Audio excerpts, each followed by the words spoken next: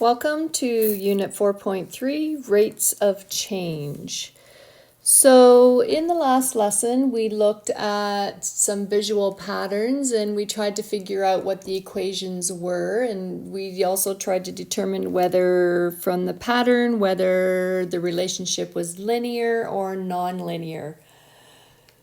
And we learned that if the first differences are equal to each other, then the relationship is linear. Okay, so that holds true as long as, let's take a look at these bullets here. We have the difference between the consecutive values of the dependent variable. That is the first differences. So remember, when you have a table of values, whatever variable you have here, let's call it x, and let's call this one y. This one is the dependent, because the values in this column depend on the values in the first column, which is the independent variable. Independent. Okay? So, the first differences are the differences in your y values. And sometimes we also have to calculate the differences in the x values. Now, in all the questions that we had in the last lesson, the x values always went up by 1. We went 1, 2, 3, 4, 5. But that doesn't always happen. As you saw later on, we didn't go up by 1 every single time. But we also want to make sure that that's fairly consistent. And you'll see what I mean when we get to future questions here. The first differences can only be found if the independent variable changes at a steady rate.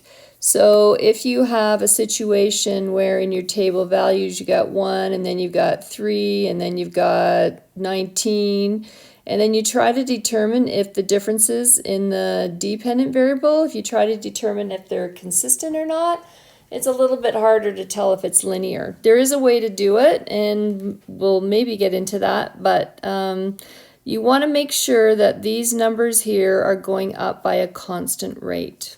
Okay? Now, and then the last bullet, if the first differences are common, so if they're all the same, then the relationship is linear. So as long as the left side is going up by a constant rate, and the right side is going up by a constant rate, those two constant rates don't have to be the same. Like one side could be going up by 2s where the other side is going down by 7s, but that's okay as long as both sides are constant. So let's take a look. So now we get this thing called the constant rate of change. So only linear relations have a constant rate of change. Any other kind of relations, those nonlinear ones, their rate of change is not constant. So that's what makes this special, is the fact that it's a constant rate of change. And so for a linear relation, the change in the dependent variable each time the independent variable increases by 1. So that's what we call the constant rate of change. Sorry. So what we want to do is we want to look at the change in the y's. So the change in the y, so the change in the dependent variable divided by the change in the independent variable. Okay, so it's dependent over independent. Or the dependent, remember, is in the second column, so the second column change over the first column change. And we call that rise over run, and you'll see why in a minute. Now, in math, we like to write as few words as possible, to be honest. Mathematicians, we're kind of lazy that way. So the change in y, instead of writing the words change in, we have a little symbol for that, and it's just a triangle. So that little triangle, it is a Greek letter. It's the Greek letter delta. So we say delta y over delta x. It's just the change in y over the change in x. So the change in the dependent over the change in the independent. So let's take a look at the first question here. So if I do the dependent, remember the right-hand side, this is our dependent side, this is our independent side. This is like the y's and this is like the x's. So these are changing by, this is going up by 4 on this side. Every time it's going up by 4. These are going up by 1 every single time. So the constant rate of change, we're going to call it the CROC, the constant rate of change equals the change in the y's, so it's the change in the second column, it's the second column over the first column, so right over left. Okay, I'm going to call this right over left. So that's 4 over 1 or just 4. So what that means is every time the independent goes up by 1, the dependent goes up by 4. That's all that means. Okay? Let's take a look at the second one. This is the dependent, this is the independent. So it's right over left. The CROC, let's see, the right is doing what? It's going down by 4, down by 4, down by 4, down by 4. As the right goes up by 1.